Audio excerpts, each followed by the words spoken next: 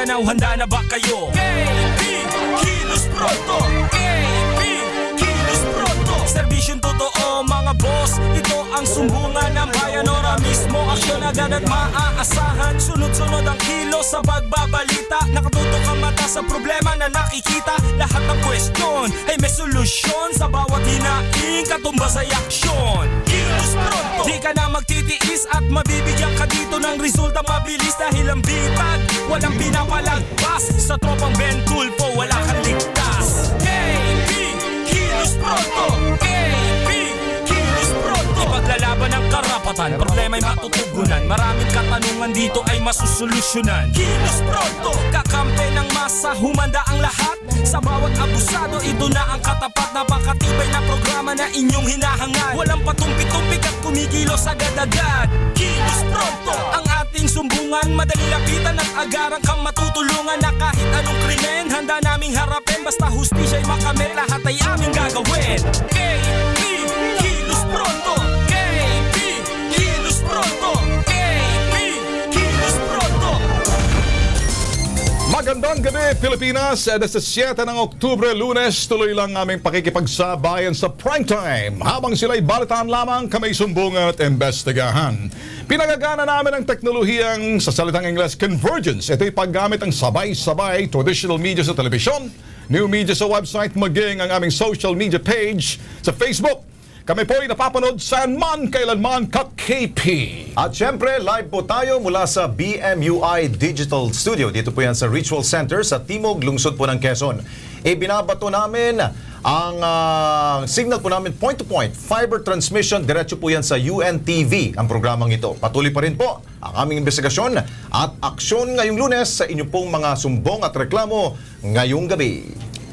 Kilos Pronto pa rin ang aksyong ibibigay namin sa mga problemang pang Metro Manila, probinsya o labas ng bansa. Ang programang ito ay napapanood din live sa Facebook page ng Kilos Pronto. Uploaded din po ang aming programa araw-araw po sa aming Facebook page. Sa loob po yan ng 18 oras, kaya walang dahilan para hindi po ninyo mapapanood itong programang ito. Wala nang patumpik-tumpik pa, mga ka-KP. Kilos Pronto na! Bentahan at bilihan ng mga pornographic video sa Quiapo, Maynila.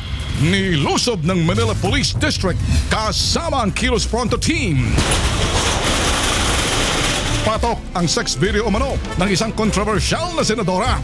Patagong ibinebenta.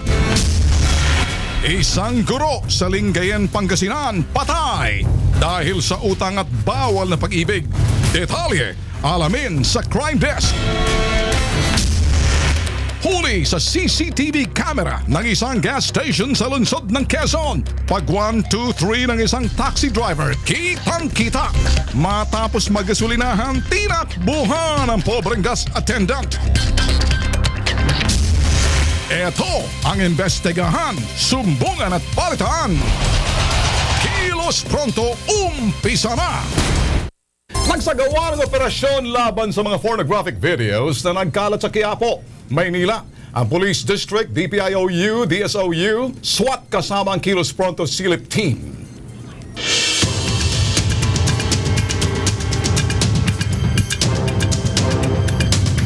Ito'y bunsod ng mga reklamong pagkalat ng mga pornographic sex video. Isa rito ang mabentang sex video kuno ng isang sikat na senadora. Wow. Ang senadora na to ngayon ay nalalagay sa sentro ng kontrobersiya.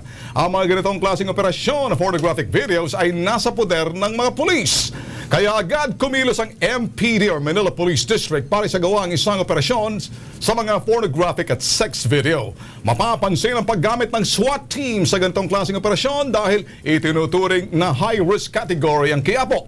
Ang SWAT ay nagsisilbing perimeter security sa mga operasyon upang maisagawa ang ng DPIOU at DSOU ang pagsuyod sa mga bangketa sa loob ng isang gusali. Nagkakahalagang 2 milyong piso ang nakumpiska ng mga pornographic DVD, kabilang na dito ang mabentang sex video ng isang senadora. Wow. 2 milyong pisong worth of pornographic Tutusin naman yan, DVDs. Ben at Nika, bawal naman talaga yan. Bawal naman talaga yan. Pati yung reproduction yan. Yes. In the first place, hindi pinahintulot po yan ang ating pong batas. Bawal yan. In fairness naman doon sa sinasabing paggamit ng pangalan, ginamit natin ng isang senadora without mentioning name, kasi yun talagang inilantad nila. Pero ito'y, kung magtataka ka, Lex, baka isipin ng iba, hindi ba dapat ito'y sa optical media board? Kaya lang, pagdating sa pornographic mga materials, kapareho nito, ito'y nasa poder ng pulis. Unless kung mga pirated videos, yan ay sa OMB. Para at least may ano sila, no? May division of labor sila diyan. Anong gagawin ng mga pulis doon? Susunugin yun. Dapat. Hoy, walang magtatago ng video na yun, ha? Mga pulis, ha? Kayo, ha? Okay, kasama po natin ngayon sa Kilos Pronto si Gilbert Valdez para humingi po ng tulong hinggil sa binili niyang hearing aid. Brand new daw nang mabili niya ito sa halagang 42,500 pesos. Pero matapos ang 3 buwan, agad itong nagkaroon ng diferensya. Under warranty pa raw ito ng isoli niya pero ngayon pinagbabayad daw siya. Ano po bang nangyari? Alamin po natin kay Ginoong Gilbert Valdez. Magandang gabi, Kuya. Naririnig niyo po ba ako? Okay naman, okay. So ano po bang problema ng inyo pong tainga? Bakit po kinailangan niyo mag-hearing aid? Kasi po yung tenga ko po umuugong.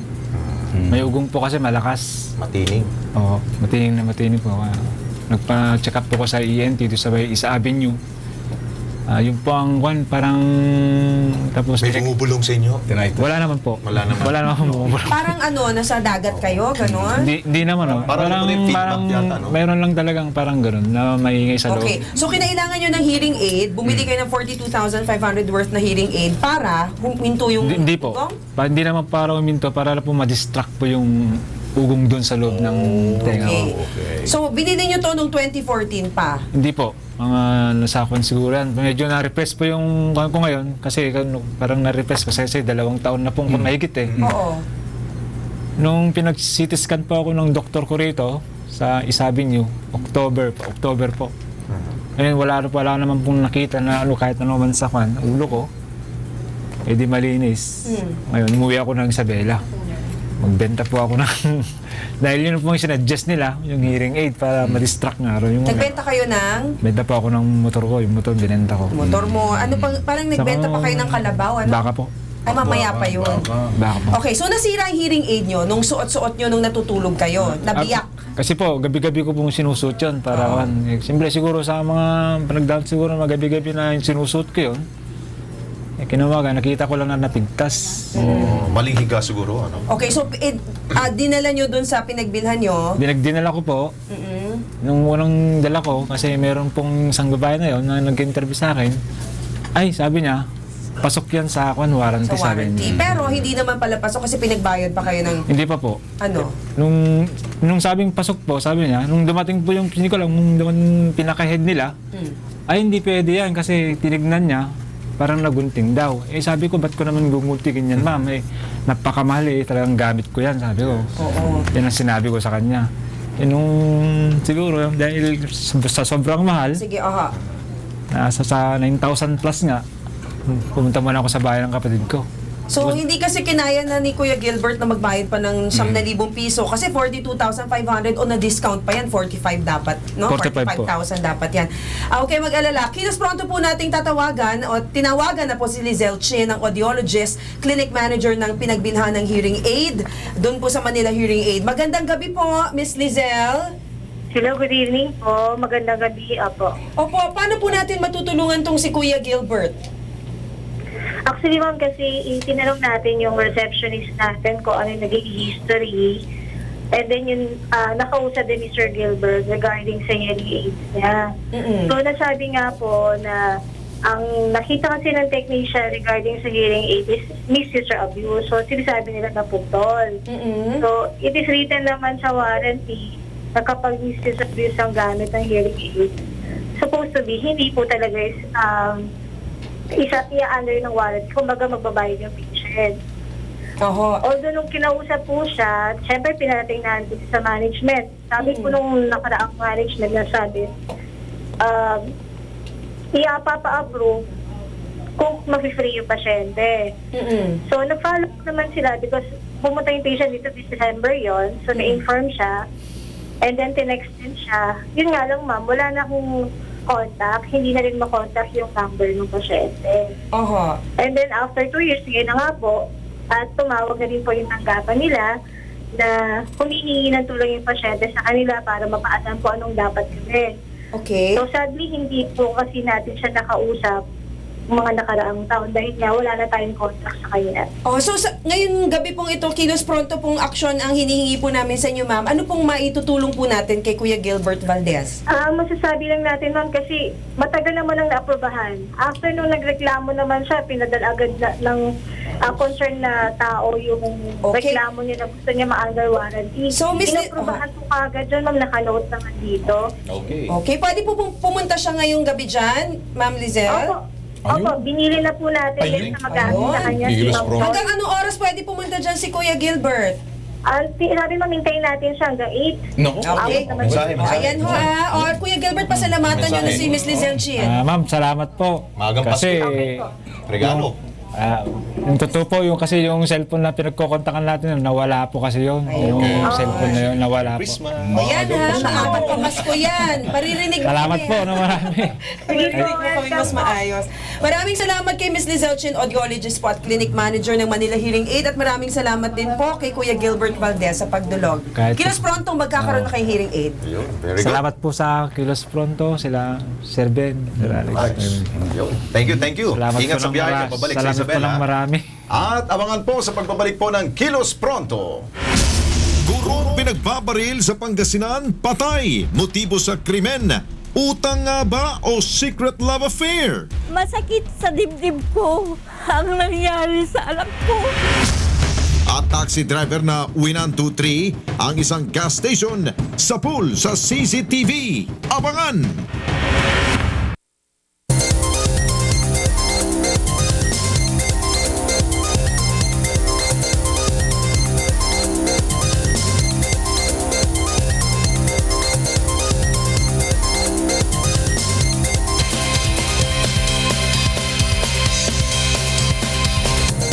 Nagbabalik po ang Kilos Pronto. Buhay po naging kapalit ng maging masalimuot po ang takbo ng buhay ng isang public school teacher dyan po sa lalawigan ng Pangasinan. Pinagbabalit kasi siya sa loob mismo ho ng kanyang puntahanan. Pero ano nga ba ho ang motibo sa pagpaslang sa kanya? Yan pong inimbestigahan ng Kilos Pronto Crime Desk.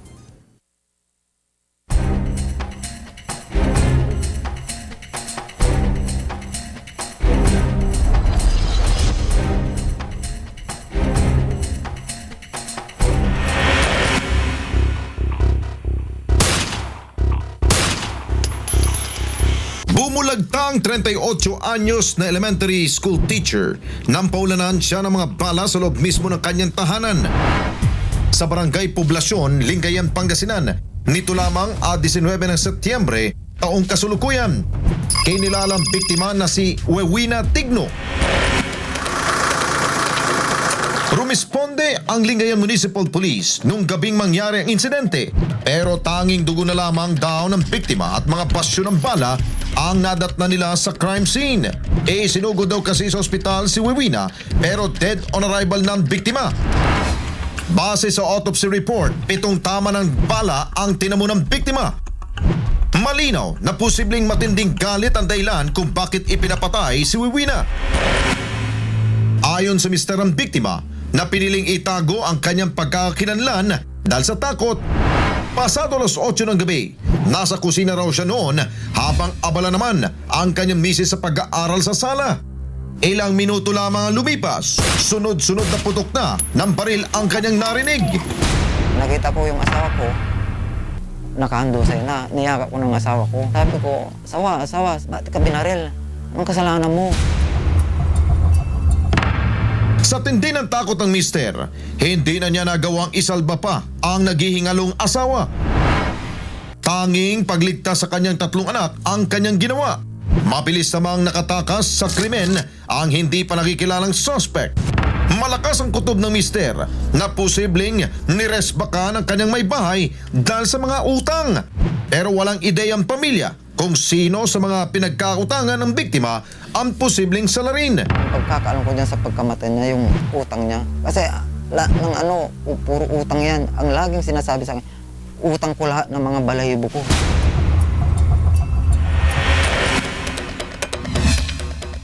Bukod sa anggulong utang, ayon sa pulisya, maaaring may kinalaman din sa third party ang motibo ng pagpaslang sa biktima.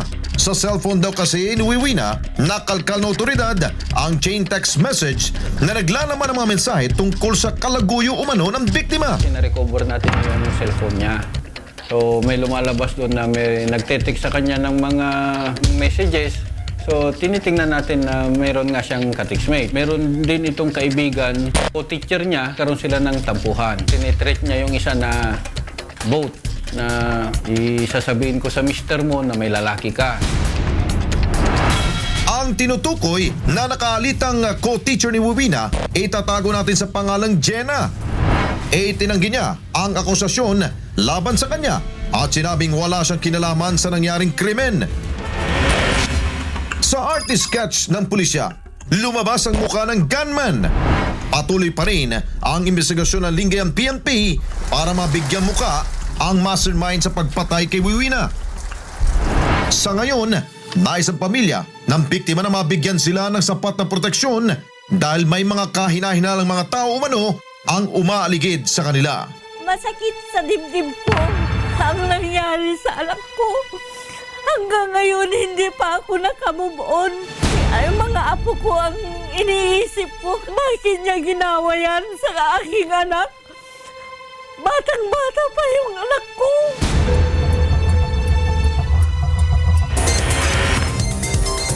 Kung sino po ang may alam tungkol po sa kasong ito, lalong-lalo na pinakita na namin sa inyo ang artist sketch po ng suspect, yung pong bumaril. Ito po, kung mauulit na natin para ho sa inyo pong kaalaman po ng ating po mga manonood. Mangyari lamang po makipag-ugnayan po sa Lingayen Municipal Police Station, hotline number 0916-562-5353. Okay naman, pwede ho kayo magpadala ho ng inyo pong mga mensahe sa aming pong Facebook page na www.facebook.com/kilospronto. Tulungan po natin ang pamilya Tigno. Mas maganda siguro, like, sabihin na rin natin kung sakaling hindi nyo na-miss nyo kanina, napapanood naman ho sa Facebook page ho ng Kilos Pronto para makita nyo rundown ng mga mukha ng mga pinaghahanap ho natin. Mas magandang ganun eh. Di ba? Okay, ang mga CCTV mga ka-KP, malaking tulong para mahuli sa akto mga kawatan. Tulad nito ang isang taxi driver ng nuknukan ng Kadupangan. Okay, sa Kilos Pronto...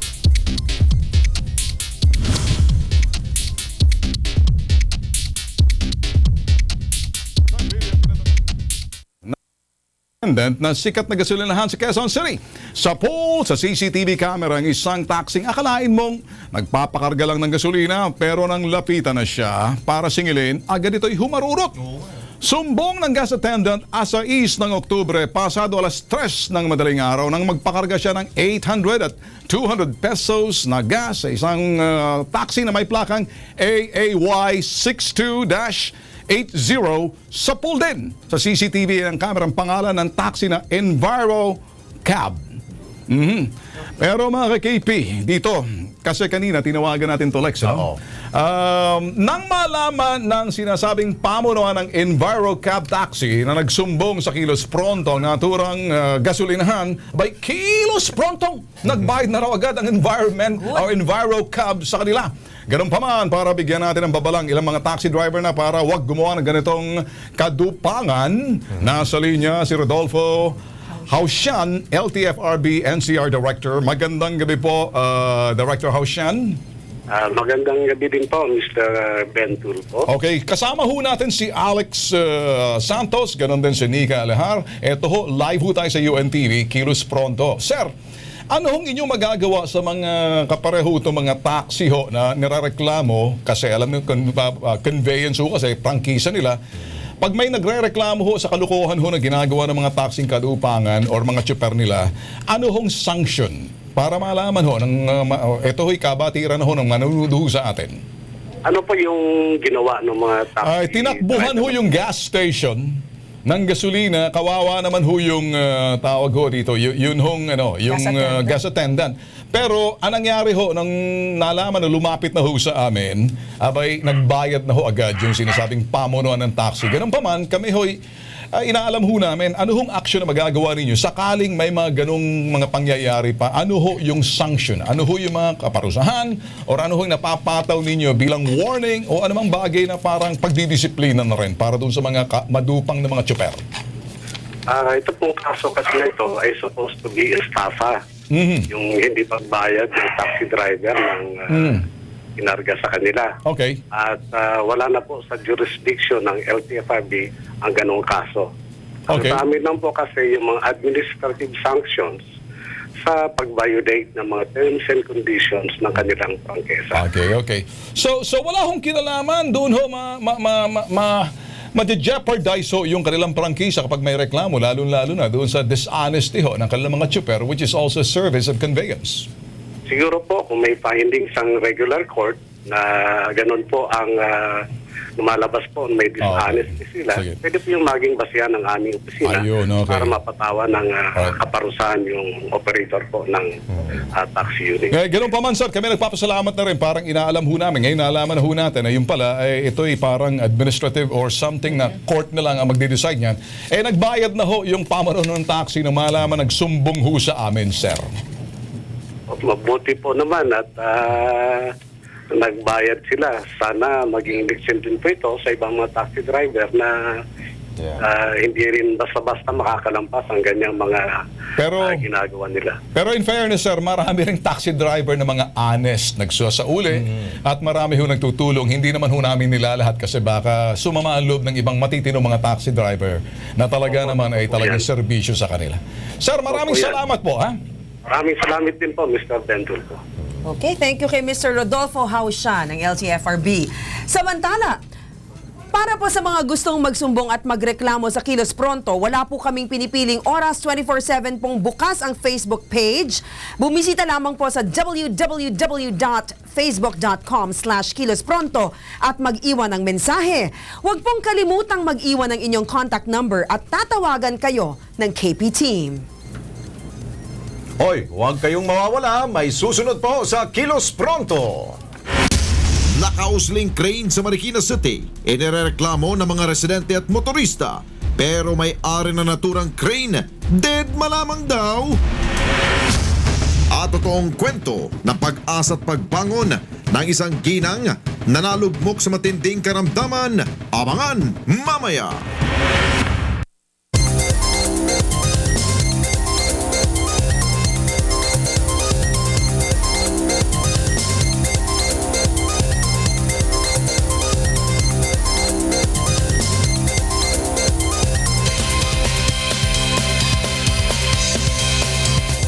Sa ating pong Kilos Pronto Metro, aksyon na natin pong sumbong ng mga motorista at residente dyan po sa lungsod ng Marikina hinggil po sa mapanganib umanong crane sa kanilang lugar.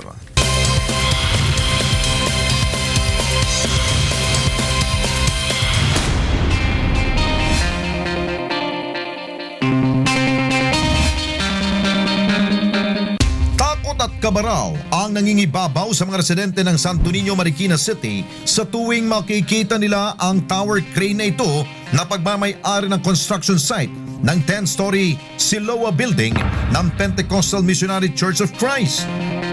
Ang nasabi raw kasing tower crane, lampas na sa property line ito at umaabot sa kalsada maging hanggang sa taas sa kanilang bubungan.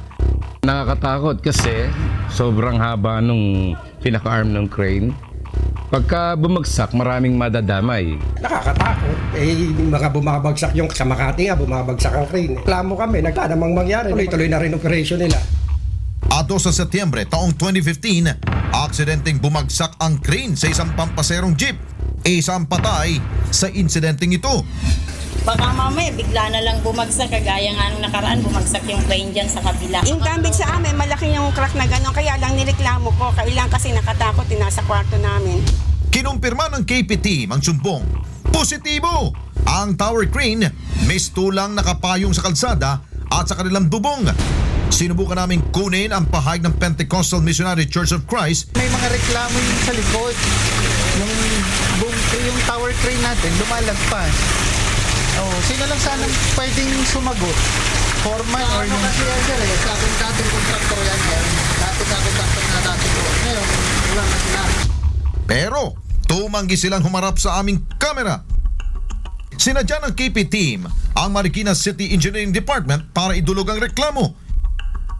Ilang beses na nilang sinita ang nasabing construction site. Sa katunayan, natapos na umano ang 7 araw nilang palugit para matanggal ang nasabing crane. Kaya kinansela na nila ang permit nito at inihahanda na nila ang demanda sa naturang kumpanya. Well, actually matagal na naming na-inspeksyon yan, di contractor, pati yung sa Maranata. Binigyan na ng notice yan, engineering. Kahit na wala namang complaint, talagang ini-inspection namin yan at nakita din namin yan talagang lumalampas. Pero nung revocation ng mechanical permit, kakasuhan na namin ito sila for non-compliance. Well, valid naman pong reklamo, kaya para po sa Kilos Prontong Aksyon, nasa linya ho ng telepono si Engineer Michael Cruz. Siya po ang inenyero ng Pentecostal Missionary Church of Christ. Magandang gabi po sa inyo, Engineer. Si Alex Santos po to. Apo, kasama ko po si Ben Tulfo at Nika Alehar. Engineer, unang-una, dahil po sa inyo po yung kayo pong nagmamay-ari po nitong construction site nito, ano pwede hong makuha hong aksyon po ng ating po mga kababayan na nanganganib po sa kanila pong kaligtasan dyan? Bali po sa ngayon kasi, in-coordinate na po namin ito sa contractor na nagmamay-ari po ng crane. So, binigyan po sila namin ng deadline. Natanggalin ho? Opo, para tanggalin na po. Oho. Pero kayo ho'y nagpalit daw ho ng contractor po, no? Para ho dyan sa inyo pong construction, sa inyo pong proyekto? Hindi pa po. Wala pa po nang nakukuha. Okay. So, sa ngayon, ito pa rin pong contractor ang nananatili sila hong may-ari ho niyan. So, ano hong action po? Ano nangyari ho sa inyo pong pakiusap sa kanila? Bali, ang sabi po nila, hanggat hindi po nagkakaroon ng settlement, hindi daw po nila muna tatanggalin. Settlement? Opo. Ano po yung settlement to? Siyempre po, magkakaroon po kami ng na accounting. Gawa nga po na. Okay. Sige, go ahead.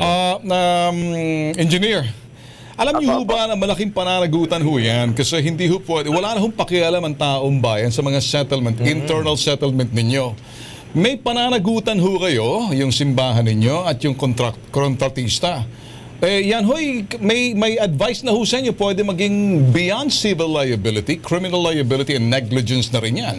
Siguro mas maganda ho, pakilusin nyo ng kontratista ninyo. Wag na ho yung kung anong inaantay ninyo, nalalagay ho sa alanganin ho yung mga residente. Excuse po ha. Bali sa ngayon po ay nakipag-coordinate na po kami dun sa talaga magtatanggal po niyan. Ayan, okay. Inaantay lang po namin yung quotation po nila. Okay. So meron nang gagawin pong action. Mga kailan po gagawin po to, Engineer? Inaantay lang po namin yung quotation po nila. O sana ho, bilisan ho natin ha, dahil ang taong bayan po ay nag-aantay po ng inyong pong aksyon, kaya ho sila dumulog dito sa Kilos Pronto. Okay, Engineer, maraming salamat po at bibisitahin po namin yan, time to time po, ang inyong lugar. Thank you, sir. Okay. Lalo't may paparating na malakas na bagyo.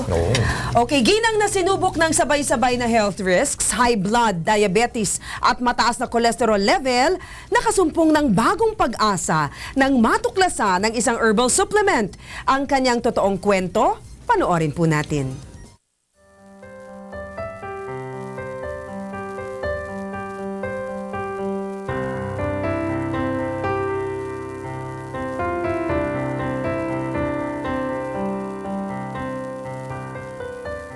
Masayahin, abala sa gawaing bahay at pag-aasikaso ng kanyang pamilya. Yan si Aling Irene noon bilang may bahay. Nagbago ang lahat nang magkaroon siya ng karamdamang diabetes, high blood at mataas na kolesterol. Pabalik-balik na pananakit ng katawan ang naranasan ni Aling Irene dahil sa karamdaman. Dumating pa sa puntong hindi na siya makatayo. Kala ko mabibigay na talaga. Nagkaroon ako ng itong sakit ko na diabetes saka itong high blood. Talagang grabe. Kala ko mamamatay na nga ako eh. Hindi talaga ako nakakalakad. Minsan dinala din ako sa Fairview Hospital. Dinala ko ng kumari ko. Malaki ang naging epekto ng karamdaman ni Aling Irene.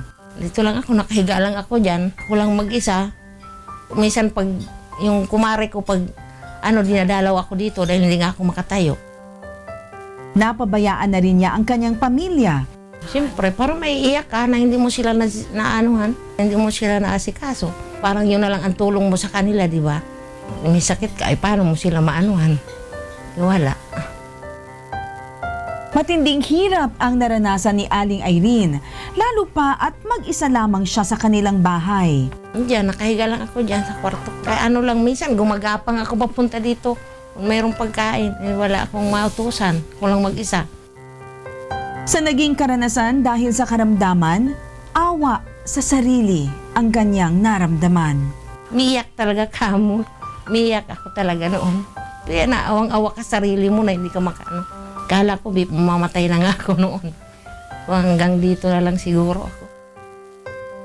Dahil dito, naglaho ang pag-asa ni Aling Irene. Wala na talagang pag-asa. Talagang maraming naano sa isip mo na gano'n kung ano-anong mapasok na masama sa isip mo. Ayaw ko na magpadala sa ospital eh. Ang ninervyos na ako. Kaya sabi ko huwag mo na akong dalhin dito na lang. Siyempre sa ospital. Nagbago ang pananaw ni Aling Irene nang masubukang inumin ang King's Herbal. Sinubukan namin. Yun, mabisa rin pala. Mabisa pala yung King's Herbal. Nung makainom ako ng King's Herbal, gumandagan ang pakiramdam ko. Hanggang sa tinuloy-tuloy ko pag-inom. Nagsimula ang pagiging masigla ng kanyang katawan hanggang sa muli siyang makatayo. Parang umano ang katawan ko ba, parang sumigla siya. Nung nakainom ako, tsaka nakatayo ako. Nung gumanda ang pakiramdam ko noon. Kung sa tinuloy-tuloy ko, pinatuloy-tuloy nitong asawa ko. Kaya Unti-unti rin niyang nagagawa na ang mga gawaing bahay na dati niyang ginagawa. Nakakalinis-linis na ako ng bahay. Nakakaugas-ugas na ako ng mga plato. Pag nakalaba-laba na ako. Yun. Minsan nalabas-labas na ako doon. Kasi pag kwento-kwentuhan na ako dyan sa mga kumari ko. Parang parang masaya na ako noon nakakalabas-labas na ako na maganda ng pakiramdam.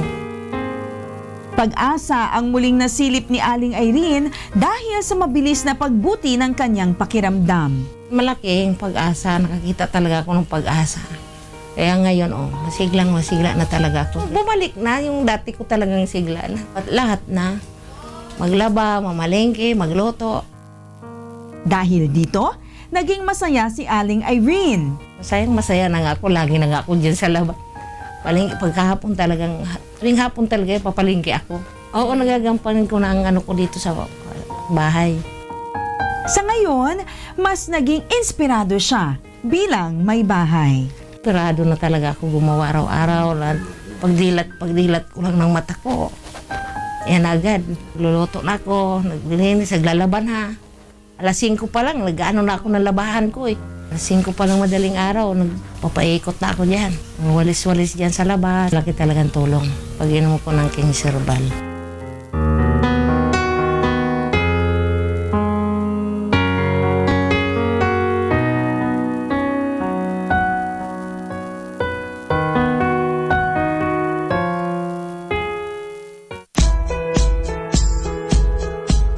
Dahil sa King's Herbal, na mild stroke ako. Tumaas ang cholesterol ko, high blood. Nahiga ako na 1 linggo eh. Ay nga nakainom ako ng herbal. Yun, napakalaking ginawa sa akin. Naalis yung pamamanhid ko. Saka yung high blood, bumaba. Hindi po normal yung creatinine. Saka yung hemoglobin. Nagmalas po, nagsuka. Hindi nakatulog. Dialysis po kagad. May nagbalita po sa amin na ang binigay niya po sa akin, King's Herbal po. Marami rin pagbabago. Nakakain po ako ng maayos. Nakadire-diretsyon tulog sa gabi. Tapos yung pamalas po ng paa, unti-unti nawala. Malaki po kasi yung sinigla ng katawan ko. Basta hapon na, para ka nang nilalagnat, lagi kang hirap huminga. Sinunod-sunod yung test ko, doon ako nag-positive sa bone marrow cancer. Wala na akong pag-asang buhay noon. Nung na-try ko yung supplement na King's Herbal, talagang unti-unti, talagang gumagaan yung pakiramdam ko at naging normal lahat. Sa akin kasi sa sarili ko, doon kasi ako nakaramdam ng lunas eh. Mga simple at totoong tao. Ilan lamang sila sa mga umigi, nabigyan ng lunas sa kanilang karamdaman.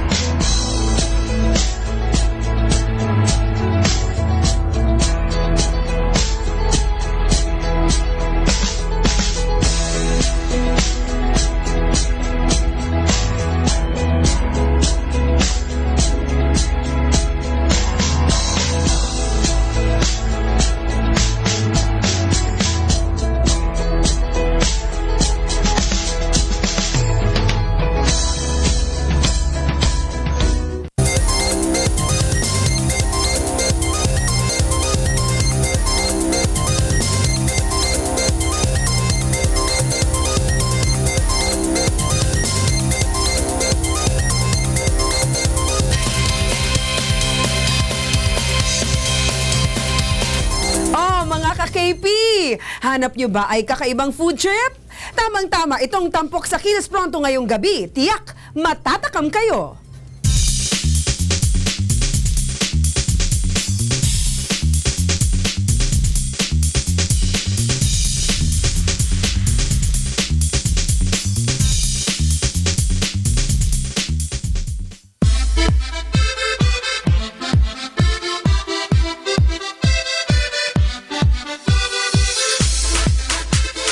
Maliwanag, malinis, at masarap na pagkain. Yan ang dinadayo dito sa Marikina City. Sa liblib na lugar ng Marikina City, matatagpuan ang Beefalo. Magandang gabi po. Tara, pasok tayo sa Beefalo. Kakaibang lasa, iba't ibang timpla, at talaga namang mabubusog ka sa sarap. Nagsimula ang Beefalo bilang garden dining ng pamilya Abad. Unay, iniimbitahan lang nila ang kanilang mga kaibigan para matikman ang inihandang putahe. Nung bata ako, nagsiset up yan palagi ng grill. Tapos mag-iimbita kami mga kaibigan na magdi-dinner kami habang nag-grill yung tatay ko doon sa garden. Hindi naglaon, dinayo na ng marami. Habang dumami yung tao, naisip ni Daddy na gusto niya i-share yung home barbecue experience. Yun, nagtayo siya ng restaurant. Yung concept niya is American comfort food. Sa labas pa lang ng Beefalo, maaakit ka ng kumain sa amoy ng mga inihaw na pagkain.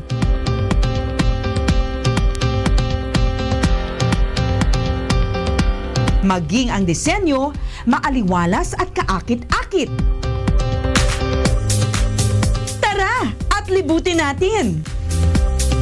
Ito po yung garden area namin. Fresh yung air nyo habang kumakain kayo. Mula dito sa garden area, pwede po tayo pumasok sa aircon area.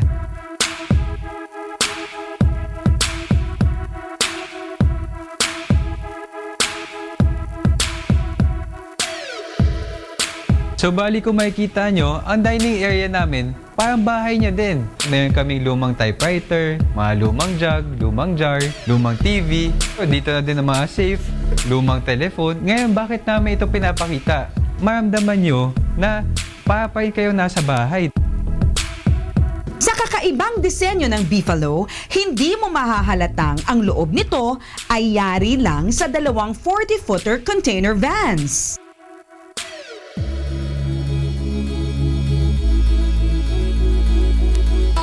Kung nais mong matikman ang masarap na lutong bahay at gawang Pilipino kasama ang pamilya, bumisita sa Beefalo.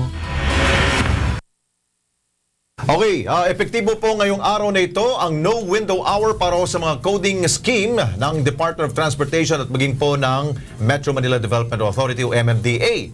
Ang mga may plaka pong nagtatapos po sa 1 at 2, hindi mo na po pwedeng lumabas simula alas 7 po ng umaga hanggang alas 7 po ng gabi. Kung bukas, Martes, 3 and 4 po ang ending, bawal kayo. Miyerkules, 5 and 6. Huwebes naman po 7 and 8 at 9 and 0 naman po sa Biyernes. Ang mga sa pool po na no window hours ay bawal muna pong dumaan sa EDSA, C5 Road, Ross Boulevard, Alabang Zapote Road at maging po sa mga lungsod na Mandaluyong, Makati at Las Piñas. Sa katapusan po ng Enero, sa susunod na taon, matatapos po ang no window hour policy po ng MMDA. Kaya tanong natin, epektibo kaya ito? Ito pong sagot po ng ilan po natin mga motorista. Ngayon. Dati sobrang hirap eh. Kaya ngayon medyo magana. Parang wala eh. Kaya ng umaga, sobrang traffic din eh. Okay naman, mukhang maganda naman yung yung tag dito, window scheme. Parang Defoner tayo. Okay. Dahil sa nakuha kong impormasyon na Ben at Nika, dahil sa first day pa lamang to, pero marami na rin po tayo mga naririnig na hindi daw maging epektibo yan. Wag muna natin husgahan. Ganun talaga pagbayan talaga. Isang taon? Hindi naman. Hanggang next year to ng January. Nagsimula tayo ng October. Hanggang January lang. Napaga ata. Napaga ata yung implementation. Dahil Christmas season eh. Okay. Inaano lang nila para Pero sa araw nito okay, may mga may mga nahuli na rin. 50. Alright. Diyan sa EDSA. 30 sa C5. So meron pa rin talaga matitigas ang ulo. Okay, nasa linya ko si Team Orbo. Siya po ang OIC General Manager po ng MMDA. Chairman, magandang gabi po. Si Alex Santos, kasama ko si Ben Tulfo at si Nika Cleofe. Ay, good evening po. Good evening sa inyo. Salamat po sa pagtawag niyo sa akin para ma-inform natin ng ating mga kababayan sa nangyari ngayong araw. Okay, Chairman, ilan po bang nahuli ninyo yung mga matitigas sa ulo? As of 4 o'clock ho, nasa mga 120 plus po tayo. Yung sa both EDSA and C5 po to? Hindi po, EDSA, tama ho, EDSA and C5 po. So, mas mababa ho ito doon sa last week kasi last week ko may isang araw na umabot tayo ng 600 eh. Natuto na rin. Okay, may mga balita daw ho, Chairman, na mukhang gusto daw ho ninyo i-extend daw ho to ng alas 8 po ng gabi? Nag-meeting ho kanina yung Metro Manila Council. In fact ho, nung umpisa ho, ang gusto ng mga mayors, buong araw na sana. Ayun. Pero may tugon ho yung isang kasama ho nating mayor na kung pwede, wag naman dahil matatamaan yung komersyo sa kanyang syudad. So, ang pinag-usapan 7 to 8. Ang napansin ho kasi nila, pag ginawa mong 7 to 7, pag 6 o'clock ho, nagre-relax na lahat at sumisimple na yung ating mga, hindi lang ho ating mga kababayan, pero pati mga enforcer ho natin, aminin ko naman ho yun. So, ang pinag-usapan ho 7 to 8, pero ito ho ay sa end of the month pa ho siguro ito magsisimula. Okay, pero sa pangkalahatan, dahil unang araw pa lamang, sa tingin ho ninyo, magiging epektibo nito for the rest of the day po? Siyempre ho, I am a bit biased, pero ang feedback ho namin, maganda ho yung nangyari ngayong araw. In fact, yung Google, may application ho ang Google mismo na pinakita ho nila na hindi lang ho nagkaroon ng berde. Kasi yung berde ho, ibig sabihin may good flow of traffic. Na meron hong berde, hindi lang sa EDSA and C5, pero yung mga ibang kalye ho na nasa Metro Manila. Okay, ayos. Pansamantala. Congratulations sa rin, Chairman. Thank you, sir. Malayo pa ho, sir. Sana tuloy-tuloy at madami pa tayong gagawin kasi itong Kapaskuhan ho talaga yung in-expect ko natin na 25% historical increase nandyan ho yan. Kaya ayaw muna namin mag-relax hanggat makita namin talaga na medyo hindi ho ito solusyon. Ito ay isang reduction measure lang ho na panandalian. Okay, Chairman. Thank you so much po. Salamat. Alright. Okay. Ito naman, mga boss, importante salain muna natin mga balita na mainit. Itong pagpunta ho ni President Duterte sa China Trade Mission, maraming mga bumabatigas dito. May mga detractors na tinitingnan to na on the other side kasi sabi nila ang US nakatingin, yung mga ibang European countries. At yung iba naman na medyo nagbabantay lang na parang sinasabi nila, sana wag mag-succeed. And ito namang mission na to, Lex, alam niyo naman siguro, Nika, na we hope for the best and keep our fingers crossed na makapadala si President Duterte. Ng magandang balita. Ng balita, 3 or 4 billion US dollar trade or cooperation or loan packages. Kasi pag nagawa niyo yun, then siguro tayo tatahimik yung mga detractors. Oo, dahil alam natin, ang marami hong mga bansa ang dumidepende rin po sa China. Kaya aminin ho natin yan. Pero kapag naging successful po ang ating Pangulo dito, sino makikinabang? Tayo rin po. Diba? May trabaho tayo at yung mga SMEs po natin, mga maliliit na negosyo, ay mabubuhay. Isang bagay lang na gusto natin right away sabihin to, sana mabigyan ng fishing right yung mga Filipino fishermen doon sa isang bagay na yun. Kapag nagawa yun, at least okay na tayo, boundary. Lex, isa na lang. Isa na lang. Pagkahuli kay Kerwin Espinosa, yung sinasabi daw hong pinaginalaang drug lord po dyan po sa Eastern Visayas, ay nahuli na.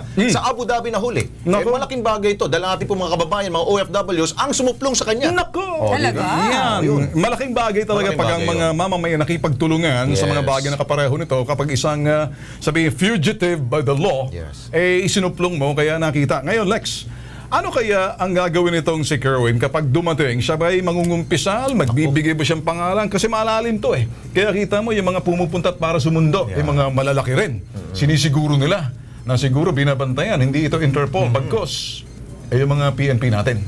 Baka ready na siyang umawit. Kakanta na siya. Lalong-lalo na may mga pictures sa lumalabas ngayon. Nakasama yung isang senadora. Nako po. Kapag nagsalita ito, diyan na mauungkat ang katotohanan. At eto, narito po mga reklamong bibigyan ng Kilos Pronto bukas. Lalaking tumanggi sa tagay, patay matapos sumpakin. Suspect sa pagpatay. May malalim daw na motibo para patayin ang biktima. Lolo, pawa sa buo ka na. Pahuli ka na. Mawa ka na ba sa amin? Ang buong detalye, abangan bukas. Caught in the act. Napananalisi ng isang kawatan sa hospital sa Caloocan. Ilalantad ng Kilos Pronto. Estilo ng kanyang pagnanakaw. Klaseng hospital po ba meron kayo? Napapasukan pa rin po kami ng magnanakaw. Abangan bukas. Yan ang isang oras na mabilis ang pag-aksyon sa inyong mga reklamo. Ako si Ben Tulfo. Nika Cleofe Alihar naman po naniniwalang sa bawat sumbong, serbisyo publikong may puso ang hatid namin sa inyo. At ako naman po si Alex Santos. Hanggang bukas mga ka-KP, sama-sama nating tiktikan at subaybayan ang bawat isyong dapat at kailangan imbestigahan. Dahil higit sa sumbungan, imbestigahan at balitaan, dapat Kilos Pronto!